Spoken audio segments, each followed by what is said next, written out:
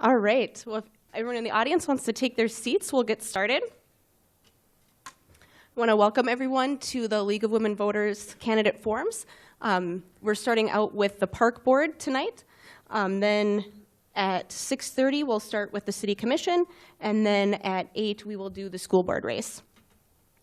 My name is Ashley Ladberry-Hirchena. I'm the secretary for the League of Women Voters, and I'm going to be the moderator for our first forum tonight. The forum is sponsored by the League of Women Voters of the Red River Valley, which is a nonpartisan political organization that encourages informed and active participation in government, works to increase understanding of major public policy issues, and influences public policy through education and advocacy. Anyone interested in becoming a member or learning more can check out our website or Facebook page. We want to thank all the candidates for being able to come tonight and everyone in the audience and those watching at home. Of course, we'd like to thank the City of Fargo for sharing their space with us today. The forum will be rebroadcast on Fargo Public Access Television and will also be available online. I would like to ask everyone to turn off their electronic devices and also hold your applause for the candidates until the end of the forum. For the format for tonight, each candidate will get 1 minute for an introduction. We will be taking written questions from the audience. So if you have a question and did not get any note cards, please raise your hand and one of our volunteers will come around and help you out with that. If you have a completed question, just hold it up and one of the volunteers will come and grab it for you. Each candidate will get 1 minute to respond to the question. And finally, each candidate will have a 1 minute wrap up. We have Lois in front here who's going to be timing for us tonight, and she has 1 minute, 30 second, and a red stop sign. So please keep your eye on Lois. Just to note for people that may have submitted questions that we may not have time to get all the questions, and we may consolidate similar questions that are of a similar topic area and present them that way. So for the format, we'll have Rusty Popacek start the opening statements, and then Grant Mehring, you will be the first to answer the first question, and then we just kind of go down the line from there. So everyone will get a chance to be the first person to answer, but then that also means, of course, at the end, you'd be at some point the last one to respond as well. So Rusty Popacek, will you please start us out with the opening statement? Those that know me understand my interest in seeking a position on the Fargo Park Board. The park system has been a huge part of our family during our 17 years in Fargo. Our kids are grown up now, but we spent countless hours together playing and coaching in several youth activities. More recently, we spent our time at Courts Plus, walking and biking on the trail system, and as my wife tells me, frequent rounds of golf in the summertime. My main priority is to continue to focus on the youth in our community. I feel strongly that our lifestyles are molded at an early age, and the Park District is playing a vital role in keeping our kids active and engaged. This early involvement creates a positive family experience that naturally transitions into the numerous adult activities that the Park District offers. I see this as an opportunity to give back and to be a part of a larger vision of making our Park District the best that it can be. Thank you. All right. Thank you. Grant Mehring. Ms. Moderator, fellow Park Board candidates, and forum attendees, good evening. My name is Grant Mehring, a lifelong resident of Fargo. Graduated from Fargo South High School, got my master's at NDSU, and about 3 weeks away from defending my PhD dissertation in plant sciences at NDSU. Married, 2-year-old daughter, and firmly believe in what the Park Board and the Park District stands for in Fargo. The Park Board has the potential to positively impact the health and the wellness of babies, baby boomers, and beyond, virtually from birth to death. And as a member, a future potential member of the Fargo Park Board, I want to help the Fargo Park District to reach those goals, to create a breadth of activities for everyone of all ages, shapes, and sizes to participate in, and the depth of experience that has everyone's interests and personalities really engaged. And as a potential member of the Fargo Park District, I want to facilitate a greater breadth and depth of activities. Thank you. Stacey Griggs. Thank you, and thank you to the League of Women Voters for hosting this forum for local candidates. I think it's really important that we focus on our local elections, since the people who are elected have a direct influence on how our tax dollars are spent. Our family has lived in Fargo for close to 30 years, and our boys and my husband and I have participated in many of the programs that the Fargo Park District offers. We use a lot of the facilities. I look forward every year to the flower beds at Lindenwood Park, riding on the miles of paths for bike riding and walking. I believe that the Fargo system reaches many of our citizens. It offers many of opportunities for everyone. My priorities, if I'm elected to the park board, would be to keep our system up to date and relevant, to make sure that there's equitable access for all programming for our citizens, to create a safe environment for all of our facilities, and to manage our park district in a fiscally responsible manner. Thank you. Thank you. Jerry Rosted. Hi, thank you, League of Women Voters, for the opportunity tonight, and thanks to the candidate pool. It's great to see people taking interest in the city and in the park district here in Fargo. We've got exciting times in Fargo. Over the past 10 years, we've had a 25% increase in population. We have over 100 parks across the city, and we've got 3 new ones coming this year. If you take a look at the spring-summer catalog of the Fargo Park District, there's 52 pages of activities that range from 6 pages alone of community and special events. We have senior programs, there's children's museum, there's tracks and trails, and there's programs for adults and students just across the spectrum of activities. We really in Fargo have the opportunity to have something for everyone. And I think that in a city like Fargo, 3 things that make this a great place to live. We have a robust economy, we have a sound education system, and we have a great parks and recreations program. And we're now at opportunity points as we look to the future. We have Joel Vettel, who's coming in to replace Roger Gress, who's been a longtime Park District Director, and Joel's bringing a new excitement to his position. We've got the Urban Plains Park out in the southwest part of Fargo that's coming online, and that's going to be a fantastic operation. The Block 9 concept in downtown Fargo is looking like there's some potential there for some downtown urban parks and recs capabilities, and we're talking about a multi-purpose facility. So there's a great opportunity in Fargo to move from good to great. Thank you. Thank you. And Brandy Malarkey. Well, hi. Thank you also for allowing me to come and share my ideas. I appreciate it. I am a long-term resident of North Fargo. I live in the Longfellow area, and my daughter, who is 8, attends Longfellow Elementary School and is one of the big reasons I'm enthusiastic about our park district. My family has personally benefited hugely from what they offer, and I'm excited to make sure that those opportunities are there for others. I have been attending the Fargo Park District meetings since last October, and I'm continually impressed at the sheer number of things that comes under their umbrella and the dedication of their staff in trying to make sure what they provide is the best that it can be. As we move ahead, I think it's really important to have a lot of different perspectives on the board. We've got some great perspectives already with law, business, and physical education background. I would bring a perspective of doing classes and events and seminars and volunteer work, which is also a really crucial part of what the Park District does every day. I think that we are sitting at a great opportunity point. The Park District is on a lot of very good paths facing the right direction, and we have an opportunity ahead of us as we grow to really make giant strides down those paths and make the Park District the best that it can be, and I'm excited to have that opportunity. All right, thank you. So for our first question, we're going to start with Grant Mehring. And to kind of combine, a couple of the questions that we've had have been about facilities in Fargo. And so the question is to please describe your thoughts on the Fargo Park District's long-range facility plans to ensure the district is able to meet the demands of youth sports in the community. But then also someone asked a comment about other types of facilities, like specifically for outdoor ice skating or other winter activities as well.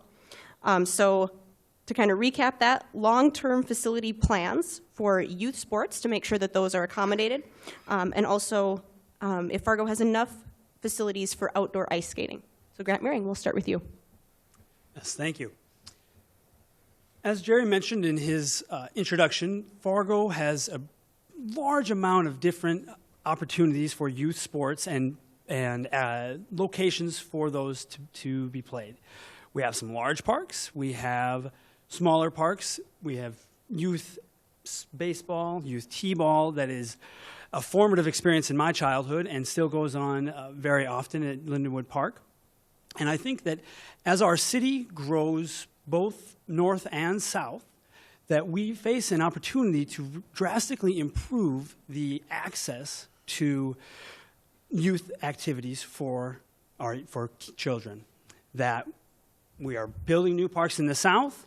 We also have nice parks in the north, and as the city centers or the center part of town becomes increasingly diverse, we need to make sure that that area is also benefited by a robust park system for youth to be involved in baseball, swimming. And then to touch briefly on the ice skating, I think that I live about a block away from an outdoor rink with a warming house near Clara Barton. And on my morning walks at 6:30, sometimes the park district will be out there getting rid of the snow. And I have a feeling that there are an ample amount of opportunities for ice skating outdoors, a lot of different rinks. There's definitely a need for indoor ice rinks, and I know that they're very full with participants all week long. So I think that ice skating could be something to really push for in the future. Thank you. Stacy Griggs. Thank you. We do have many facilities in our area, and I think that the Park District has done a nice job of collaborating with the school district and with other park districts in the area and some of the club organizations in bringing access to anything that they need, baseball fields, hockey rinks, swimming pools. I think that they also look to the future, and they stay on top of the population as it grows and do feasibility studies so that we can determine if there's do we have enough sheets of ice to accommodate a certain number of skaters in our area, and how does that correlate out to the population?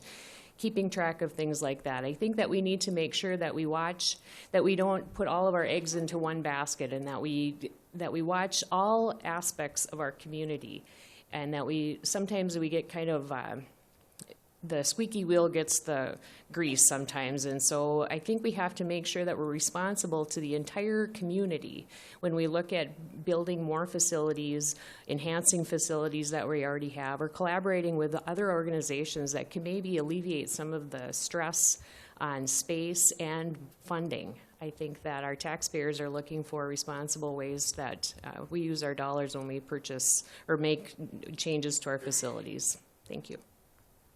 Thank you. Jerry Rosted. Well, it's a multi-pronged approach that we want to look at. First, we want to look at is there some need for new facilities? The multi-purpose study is underway, or the multi-purpose facility study is underway. So the Park District has already embarked on that. At the same time, we need to look at maintaining our existing facilities. The Coliseum was recently approved for an upgrade that it really is something that's been long overdue, and that's going to happen. And then also, like Courts Plus, another very strong facility in the Park District, and that's getting some renovation work that's going to be done. There was some renovation that was done a couple of years back, and there's some more work that needs to be done based on some flood problems and things like that. So you want to look at new facilities. You want to look at existing facilities, because I think that's important that we maintain those facilities as well. And then the final piece to it is having it spread out across the community so that we don't have a cluster of facilities in one part of the city at the expense of maybe some growth areas that haven't received any kind of facility upgrades or anything like that. So it's a multi-pronged approach. It's complex, and I think I've got the capability to help break that down and make a good decision on what we need to do moving forward. Thank you. Thank you. And Brandy Malarkey. Well, it's hard to keep that to a minute, but as they said, we do have a needs assessment being done right now by Greenplay to look specifically at whether or not a multipurpose facility is something we need and what should be in it. Our long-range plan doesn't specifically cover that in detail because we want to know what the community thinks that should be, but our long-range plan does cover a lot of our other facilities, and what I'm impressed by is not only that we're trying to upkeep them, but also keep their historical value intact in some of our older buildings that are more of a community value in that regard. As far as ice specifically goes, yes, we are also working on the Coliseum. It's getting some major upgrades, and it's going to get a full sheet of ice, and that's exciting. It's going to be interesting to see how West Fargo's new ice impacts us. But one of the things I actually just learned today at the facilities meeting is that while for example, our downtown ice rink was extremely popular, very well done, some of our local neighborhood ice rinks are being less utilized than they used to. So I think part of the piece is not only looking at our facilities, but looking how we can utilize why is it that those things are decreasing, how can we increase the use of some of the things we already have in those areas. All right, thank you. And Rusty Popacek. One thing I've always been impressed with in Fargo is not just the quantity, but the quality of facilities that we have. And that goes to the budgeting of the district, not only putting money into the facilities, but I think Jerry mentioned it too, is the other part is preventative maintenance. It's easy to buy facilities, but if you're not investing back into those, and we've done a good job in the budgeting portion, that ensures that we have quality facilities for our residents. I was mentioned that we have engaged Green Play to do a facilities study, which I think is a great idea. It'll give the board and new executive director a roadmap of the facilities that we'll need going forward. All right, thank you. So for our second question, we're going to start with Stacy Griggs. And the question is, how would you make the work and offering of the park board relevant for adults with no children? Well, there are quite a few programs and classes. Jerry picked up the brochure that the Park District puts out twice a year of different opportunities that people without children can use the Park District. Not just running and biking and physical activities, but there was a class that I thought I should sign up for in birding because you can be outside and enjoy nature. And one thing that the Park District is acquiring with all of the flood buyouts is some park land that once FEMA buys land out, structures cannot be put on them. And so it's turned into more of a nature conservatory. And I think that the Park District will look at different programs that are available that don't just touch children and physical activities, but maybe enhance our culture and some learning experiences as well. Okay, thank you. Jerry Rosted. This morning when I was leaving courts from working out about 6 o'clock and the birds were chirping, one of the guys that was with me was telling me that when we were walking out that he's going to take this birding class. And he was an older guy, his kids are grown and gone, but I think that there are a lot of opportunities relative to adults with no children in the Fargo parks. One of the things that I think that we could probably work on, and I've had this conversation with Joel Vettel already, and that's just increasing our marketing and trying to expand the capabilities of getting the word out in terms of all the things that the Fargo Park District does. So I think just marketing the programs and utilizing social media and online technologies could vastly enhance the getting the word out to our residents. Thank you. And Brandy Malarkey. I agree that we do have a lot available for our adults with no children. I always think that we can have more of everything. I do think communicating what we do have is definitely important. And as we grow, one of the focuses that the Park District is trying to keep in mind is trying to have walkable, bikeable communities, which is trickier in our more established areas, but giving people more of an opportunity to do the things that they enjoy. One of the things that I think we need to be very proactive about as we grow is that communication line. But one area I do think we could focus on a little bit more as we go forward is our senior population. As our seniors are aging in the rural areas, they're moving into town, and so that means that our over 60 population is increasing a lot, and that is continually going to put a strain on our Valley Senior Services, which is not necessarily the only thing we should be providing for our older population. So I think, again, really doing some very proactive, strong communication with all ages, but in particular our older population is really important as we grow to make it very vibrant for everybody. Thank you. And Rusty Popacek. I think it's a misconception that we don't have the programs for the adults. You look at the brochure and there are roughly 20 activities for the youth, but there's also about 20 activities for adults. So I think it is a matter of just getting the word out and letting people know what's available. You know, a couple things too, and just being proactive that, you know, we're trying to stay on the cutting edge, and things years ago that we would never had are things like pickleball. And I don't really even know what it is, but I mean, that's something for adults, and they kind of keep track on what's cutting edge and what they need. And then dog parks too. It can be something for, you know, adults and animals, not necessarily geared toward the youth. So I think we do a good job of offering, and I think maybe it's just a matter of getting the word out. Thank you. Grant Maring. I want the Fargo Park District to engage babies to baby boomers and beyond. That's a phrase that I've been using. And so right now we're talking about the baby boomers and beyond. Whether you don't have children in your household anymore or you never had children, how do you use the Fargo Park District as adults? And I would say that a lot of the activities that have been talked about already are wonderful, and the Fargo Park District has a pretty good amount of offerings. They're working on pickleball, which is a fun sport to play. We learned it in gym class, and it's an easy way to play tennis. They have birding courses. They have art courses. These are ways of engaging as we have more free time growing older, especially once we do not have children in the house or have never had children. We are able to spend more time on leisure, and the Fargo Park District wants to help with that. And I would say that the marketing for that has been pretty good, that when you market on social media, like the Park District does, I'm always retweeting birding classes or art classes on Twitter or Facebook. And that's one way of reaching the more mature audience. But we also need to work on brochures and mailings, because that's a more appropriate way to market to that age group. And so I think that it's important that the Fargo Park District continues to do that and to improve the number of people participating in all of those sorts of activities. All right, thank you. So for our next question, we'll start with Jerry Rosted. And we had a number of questions related to kind of energy efficiency within the park system.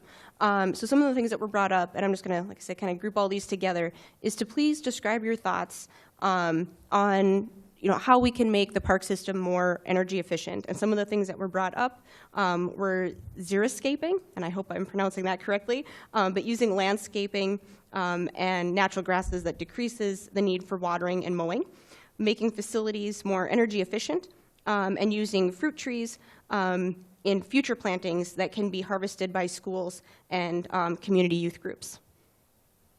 Well, that's a very good question. I serve in the Navy Reserve, and we are on what's called the Go Green Navy concept, where we're trying to get the Navy ships out to the fleet using biofuels and other ways to reduce the waste and the impact on the environment. So it's all over the entire, our entire world that we're looking at trying to increase the energy efficiency of and the Go Green part of our world. So there's a lot of things that the Park District's already underway on, and we certainly want to be supportive of that. I think that's the wave of the future. I don't have any specific exact answers in terms of how we're going to go approach that, but at the park board level, we want to certainly foster that environment with the staff and the leadership of the park board to make sure that that is a priority. So that's something that definitely we want to keep a good close eye on. Thank you. Brandy Malarkey. Well, I do know that is something that the park board or park district, I should say, is definitely keeping in mind as they move forward. For an example, is the Coliseum renovation. As they're doing that, they're looking at more energy efficient ways to work the ice. They're looking at changing the light bulbs to be LED instead of fluorescent. They're looking at trying out a lot of those kinds of things that they can see how it goes and then transfer over to their other buildings. I do think our other buildings could certainly be evaluated to see how energy efficient they are, even as far as drafts and things like that cost heat. As far as outside doing the conservation things, we have a number of partnerships with different entities in the community, River Keepers being one, the Fargo Project being another, where we're trying to incorporate natural landscapes. I think that there is a huge opportunity out there for us to do more and to do better partnerships, maybe with the Red River Zoo, since it's a huge conservational effort here in town. But we are definitely on that right path, and I think that it will be exciting to see how much further down that path we can go in the next few years, because the opportunity is ripe in a lot of those directions. All right, Rusty Popacek. I agree that anything we can do to be more energy efficient, we have to be pursuing that. I'm not, frankly, privy to what we're doing, but hopefully we are. And if not, if I'm elected on the board, it is something that we will pursue. I would hope with all the vehicles that we have, there's a lot of maintenance that we do, that they're seeking out different ways there to be more energy efficient. Saving water with the xeriscaping makes a lot of sense. So hopefully, if we haven't looked at some of those, that it is something that we will look at in the future. Thank you. Grant Maring. Energy efficiency is very important in the world that we live in today, and one of the words we use to describe that is sustainability. And in Fargo, we are working towards creating a more sustainable environment, a sustainable city that we live in with a very large population. Some of the things that you mentioned in that add to our energy efficiency are very interesting ideas. Xeriscaping. I live very close to a pretty large xeriscape by the water treatment plant, which unfortunately is now part of the new water treatment plant, and so it's no longer an example for us. But there are private landowners, and even in my neighborhood, that have xeriscaped yards. And so there's examples of this if you want to take a walk or take a bike ride that you could find. And the Fargo Park District could help to market those xeriscaped yards to give homeowners an idea of how to do that. In addition, the fruit trees was a very fun idea that you mentioned. We don't live in a tropical climate. We can grow trees and plants for 4, 5, 6 months out of the year. But we can absolutely make plantings in our public spaces that are apricot trees, crabapple trees, chokecherry trees, apple trees, raspberries, the list goes on. And that creates a space that is providing more value than what it used to. I'm not saying a great big oak tree isn't wonderful, but if we have apple trees interspersed or other types of fruit plantings, that creates value off of something that is multi-value, doing a lot of different things. And lastly, to create smart infrastructure for moving around the city. And I think that we are doing a pretty good job of trying to help bikes and mat bus and different ideas. And the Fargo Parks has an input on some of those ideas. Thank you. And Stacy Griggs. Thank you. Well, I would just reiterate everything everybody is saying, but I think one thing, when we're looking at energy efficient, I think we have to be very conscious of how we go about it. It's easy when we're doing new construction or complete remodeling projects to come in with energy efficient technology to save money. But when we're looking at existing structure, I think we have to be very conscious of the cost. Sometimes the cost doesn't outweigh the benefit or vice versa, and we have to be cognizant of the entire package of what's happening.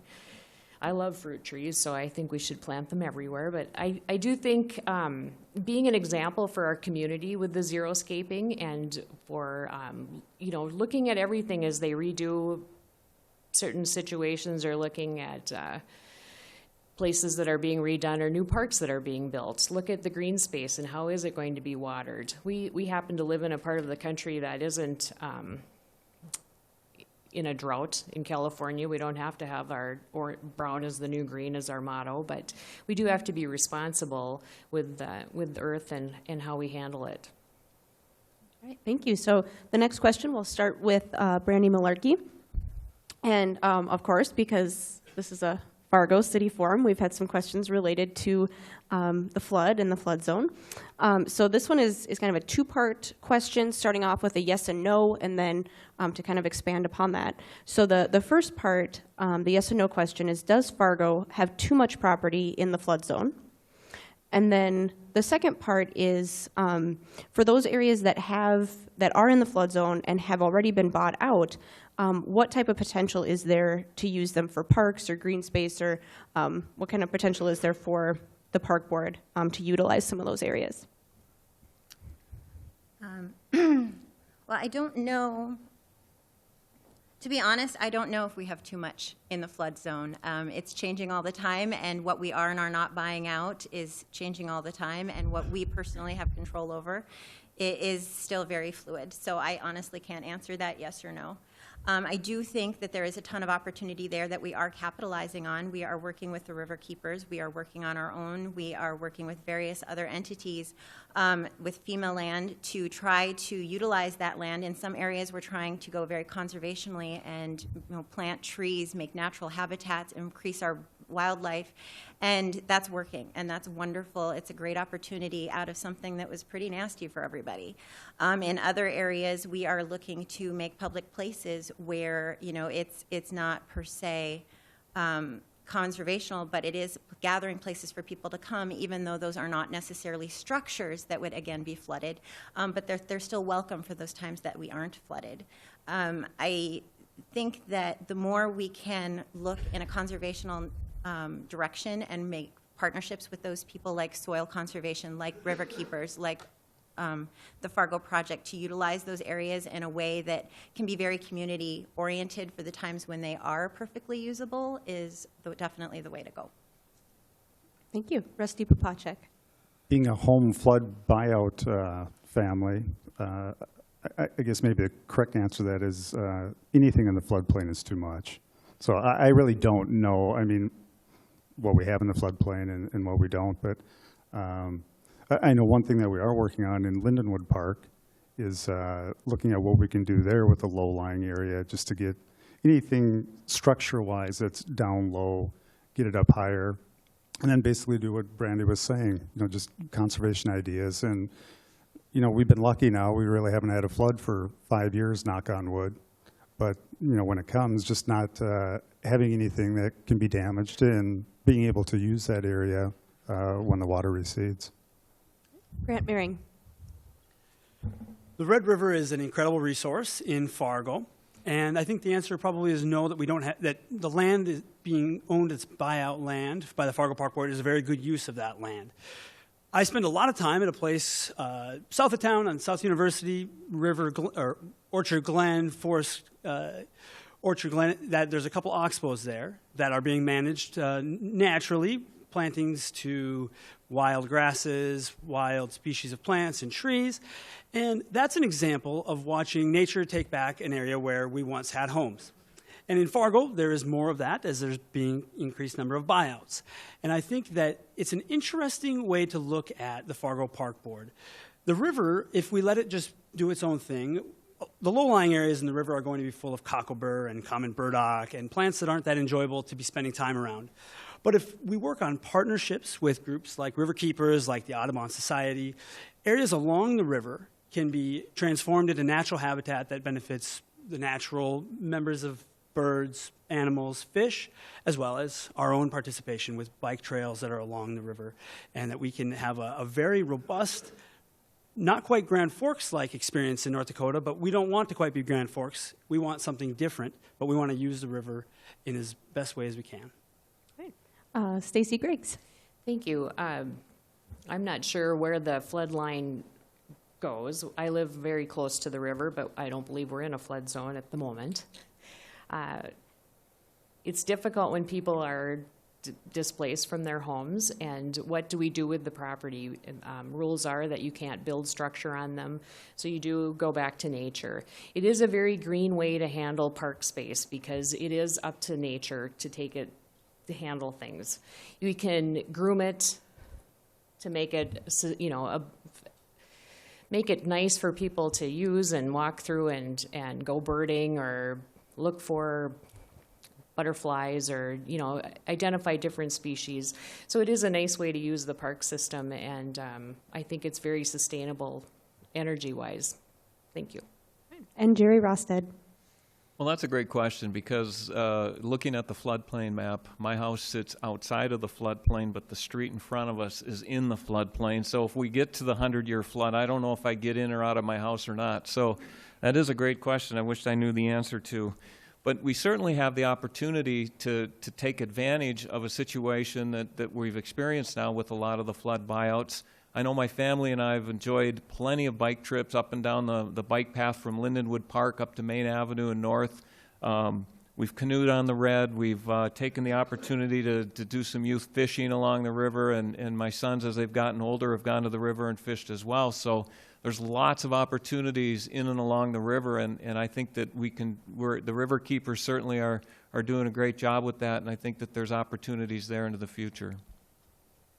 All right, thank you. And Brandy, you started this round, correct? Mm-hmm. Okay, excellent. Just wanted to make sure I wasn't missing you. Okay. I can tell because I have a much better answer now. And that's why we go around. Okay, so Rusty Popacek, you're starting out this next question. And it is, how do you envision more collaboration with the city and with the school board? I don't know if I envision more because I think the relationship right now is excellent. I was a school board member for 4 years. I think we do a great job of working together with the park board, with the schools, with the city.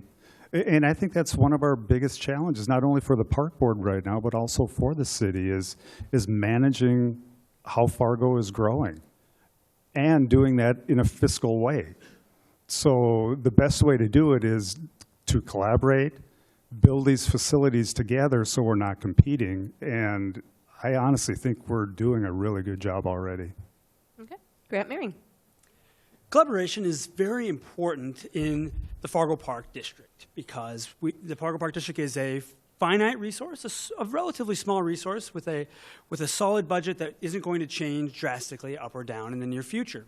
And so to get more bang for your buck, collaboration is key. And there's a lot of collaboration in place with the school board, using facilities in the winter for activities like free gym and other indoor activities, as well as with the city.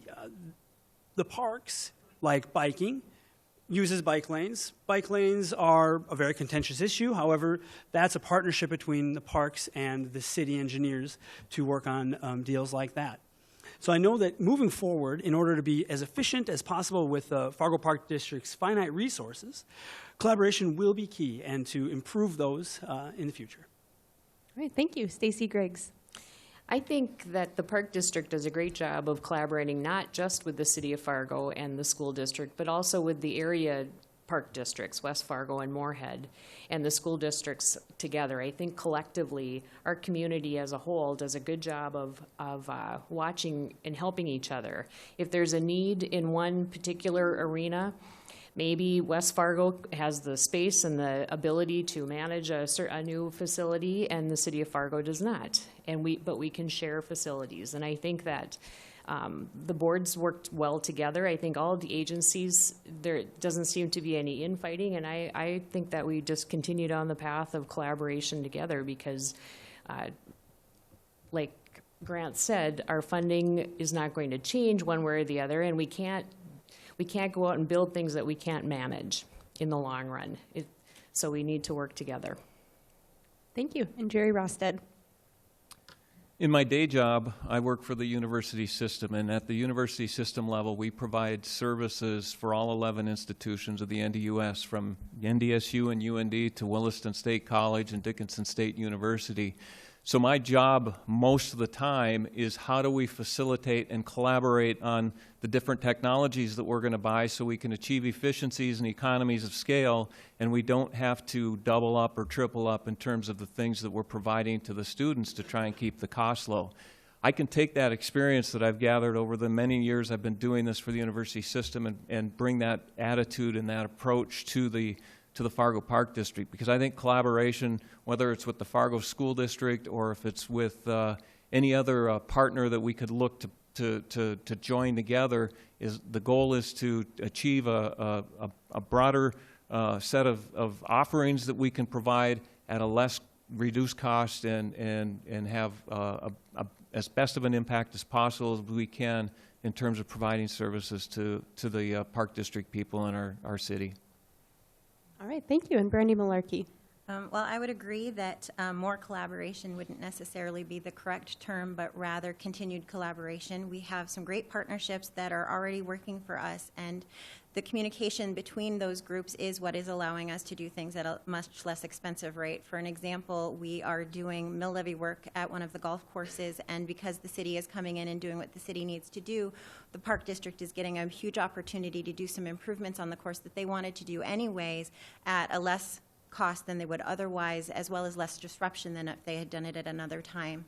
I think what's actually important going forward is making sure that that communication becomes clear, because as we're growing so fast, it's sometimes hard to keep our vision of what we want in front of us. And it's really important that we do that and communicate constantly so that opportunities, when they arise, that we can leap on them and not miss them, especially in more established neighborhoods where it's really hard. We don't have as many resources, that if resources come up for us to do something that we're aiming for example, our bike and walking paths, where that's a little trickier, that we're all on that same path with that same vision, poised to jump on that opportunity and take full advantage of it, so that not only are we all going towards the same place, but that we are doing it in a fiscally responsible way. All right, thank you.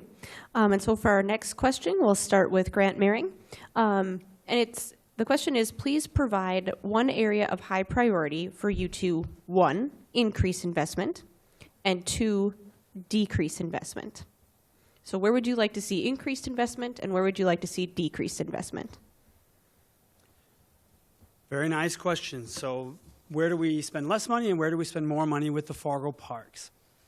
I think there are quite a few opportunities to spend more money in the Fargo parks. When we think about some of the activities in Fargo that are not the silent sports, not biking, swimming, paddling, that you can do on your own time with relatively low cost, we're thinking of things like hockey, soccer, baseball, golf, and these are high priority events in Fargo, activities, and there also are more high cost ones. So I would think that among those more high cost activities, we need to make sure we have a needs assessment and make the best decision possible that is the highest priority and will impact the most people. And as far as lowering spending, I think that one place I look at this a little bit is along the river corridor. And in managing the river corridor, we have a lot of decisions to make. We have a flooded area that floods from time to time, and we have to replant grass or plant grass. We spray weeds, we don't spray weeds. And this is a place where if we have collaboration with some of the groups like I've mentioned before, Audubon, River Keepers, and other, we can probably decrease our expenditures on upkeeping the river corridor right next to the river while making it a more robust natural habitat. All right, thank you. Stacey Griggs. Thank you. I think moving forward with our program, one area of, when I looked through the book, a couple of different things jumped out at me. There are a lot of programs for kids that are 6 to 10 and teenage children, and we're starting to have more activities for adults, but there's a lack of programs for tweeners, children who are 11 to 14, really, kind of, where they aren't quite big enough to play baseball, but too big for t-ball, or just, I think there's a gap in programming in that age group, and after some conversations today, there is a gap in some younger ages, like the 3 and 4-year-olds, that maybe we need to look at what kind of programs we can pull together for younger kids and the tweeners. As far as decreasing our investment, I think what we really need to do is just make sure that we're very efficient with how we handle all of our processes, which is whether it's communication or marketing, or are there better ways to make things available to our people. Printing costs a great deal of money and mailing things out, but it is the most effective way to communicate what's happening with the Fargo Park system. And so the areas that I would focus on mostly would be on increasing some programming for gap areas of kids and adults that we're missing out on some opportunities. Thank you.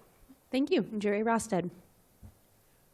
Well, I'd like to go back to my day job again. Right now we're faced as the university system level with some budget reductions that came along because of the decline in the oil and some agricultural products that aren't turning the sales tax that was forecast a year ago. And the leadership that I can bring to the conversation is how do we sit down and collectively go through what it is that we want to do less of? Because it's not my decision to make, but I can bring the leadership and bring people to the table, and we can have collaborative kinds of discussions and get to a point where we decide collectively, here's where the best places are to decrease potential money and resources that go to different programs. Concurrent to that, on the upswing side, one of the renewed emphasis that I'd like to bring to the table is an increase in youth programming, or a renewed focus on it. It seems like you turn on the internet or you pick up a magazine and you read about youth that aren't getting enough exercise. They're sitting and playing games or gaming and on their computer and everything. And we need to get youth back into doing things that are good for physical fitness and that kind of thing. So if that's the thing that I would focus on going forward, but as far as what would we do to diminish something, I would want to gather input and provide that leadership to decide how we'd come about that. Okay, thank you. Brandy Malarkey. Well, I think there's an important distinction between investment and cost. I don't necessarily want to decrease our investment in some areas. I do think that we should look at decreasing our cost in some areas.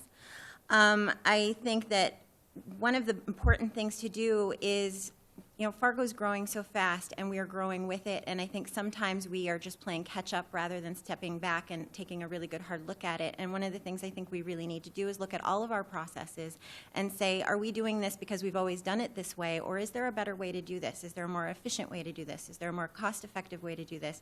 Would somebody be more effective in a slightly different position? So if we are going to decrease costs, that's the way I would want to look first. Because I think a lot of our programming is really very important to the communities it's reaching out to. Where I would want to invest more in cost would be in communication. Because I think that, for example, the adults question, what programming do we have? We have a lot of it available, but there's a lot of people who don't realize that. We have scholarships available for low-income children, but a lot of families don't realize those are available. We have a lot of changes happening in our neighborhoods, and those neighborhoods don't necessarily feel like they're having a say and being heard. And how do we go about proactively reaching out to our community, not only to hear what their ideas are, but to share what we've got here? I think that would be a really good place to invest. All right, thank you. Rusty Papacek. As far as increasing investment, my feelings are you can never invest enough in kids. And Stacy mentioned it too. And I know we do a great job with the younger kids, but I think as you get into the teens, and I don't know enough about it, but it might be that we're handing some of those activities off to other organizations, traveling teams and whatnot. So I think a focus on the youth is an area of investment. As far as decreasing, Brandy mentioned as far as expenses, and I think that's the best place to start. The district does a great job when they do their budgeting. They don't, at the end of the year, look at their revenues, see what's left over, and then the next year just tack 3% onto it. They do what I call zero-based budgeting, where they look at expenses. If something doesn't make sense, they'll cut back on the program or expand it if they need to. So I'm comfortable with what they're doing right now on the expense side. All right. So we will do our closing statements now. So Stacey Griggs, you will start. And then many of you, I'm guessing, will probably touch on this in your closing statement, but there was a question about what leadership experience you bring to the Park District and to the city. And like I said, typically that's something that people work into their closing statement. So if you want to highlight that, there was a question about that. Otherwise, feel free to just do what you had prepared. So Stacey Griggs, we'll start with you. All right, well, thank you. And thank you, everyone, for coming tonight and taking part in this forum. Like I said, the local elections are very important because the people you elect will be handling the tax dollars that you hand over. My previous experience professionally and as a volunteer, I believe, have really given me the experience that I can bring forward to support and enhance what's already happening with the school district, or with the Park District, I'm sorry. I worked for 20 or 25 years in the insurance business and managed an agency, and so I have a lot of experience with managing people in difficult situations. In my volunteer experience, I have had been the chair of several organizations and, been part of the PTA. I was the ledge chair for several years, and so I have a lot of experience in knowing how to persuade organizations to come together and to do what's right for the whole. My priorities, if I'm elected to the Park Board, would be to keep our system up to date and relevant in a very fiscally responsible manner. I want all of the citizens of Fargo to have equitable access to the programs that are available, and I want the programs available to fit the citizens of Fargo. Thank you. Thank you. Jerry Rosted. Here's why I think you should vote for me. I've been a lifelong resident of this community, and I've lived in Fargo since I graduated from MSUM back in 1984. My wife and two sons have been on the user end of Fargo Park District services, ranging from t-ball and swimming lessons to golf and golf lessons and Courts Plus and trails and everything in between. I've been employed at NDSU, or the North Dakota University System, for more than 30 years, where I've provided leadership and collaborative skills with the 11 campuses ranging from NDSU to Williston State College. I've served for 26 years in the Naval Reserve. I'm currently a captain, and I've been exposed to opportunities both nationally and internationally, which has exposed me to some opportunities for dealing with diversity kinds of issues. I'm a current board member of the Roger Maris Golf Tournament. I've been on that tournament committee for more than 20 years. I'm a current board member of the FM Athletics youth football program that ranges from Castleton to Detroit Lakes. And I've served on a number of boards and volunteer services, including the Fargo Youth Hockey Association, the Fargo Flyer Association, the Fargo Air Show Planning Committee, and the Employer Support of the Guard of the Reserve. So in summary, I can bring 30 years plus of leadership, vision, management, fiscal responsibility, diversity skills, and collaborative skills to the mix. I'm ready to move Fargo Park District from good to great. Thank you. Thank you. Brandy Malarkey. Well, thank you again for giving me this opportunity. Keeping things to a minute is extremely hard for me, so thank you for bearing with. I have a lot of experience in running events, putting together seminars, working with volunteer groups, and the one thing that I've learned is that you're not a good leader if you can't work with a team.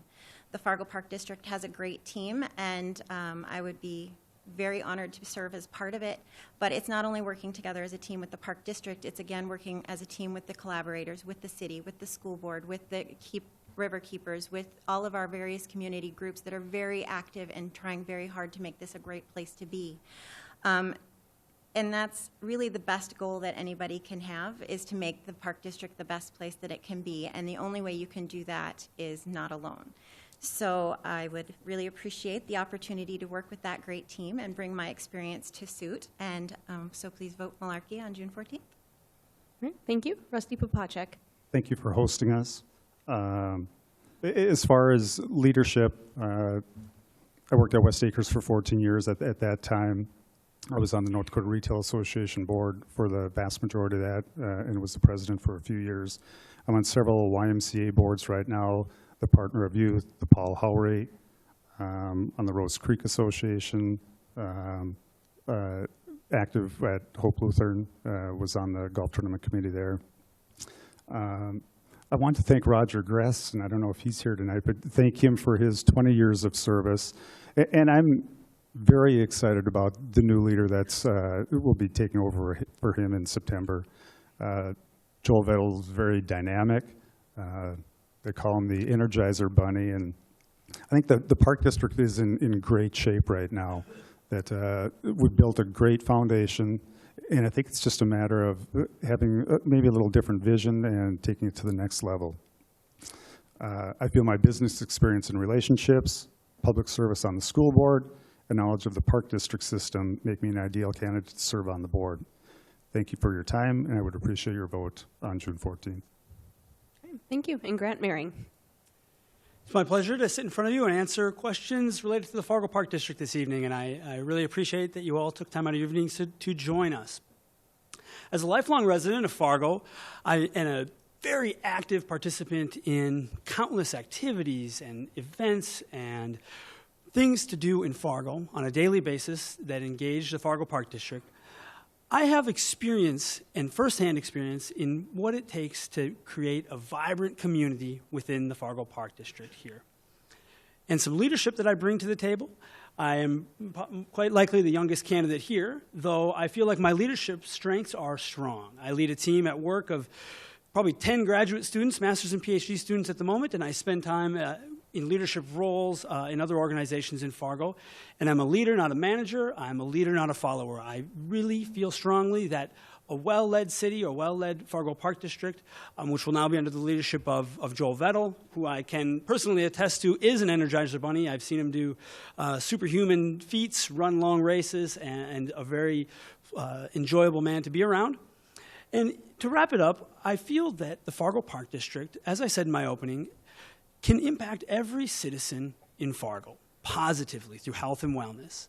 And if I were elected to the Fargo Park Board, I would really strive to create that partnership and that bond with the citizens of Fargo. All right, thank you. And of course, we want to thank all of the candidates for attending today and sharing their time to help educate the citizens of Fargo. We want to thank everyone that attended. And then also just for everyone to know too that the league hosts many events throughout the year. You can find out more information about becoming a member of the league on our Facebook page or at our website. And on May 6th, we're going to have our last First Friday meeting of the season, which will be at the Sons of Norway at noon. And we're going to be discussing campaign finance in North Dakota with Representative Ben Hansen, and representing Minnesota will be Mayor Delray Williams. So we'd be delighted if you would join us for that topic as well. So up next, we're going to have the City Commission race.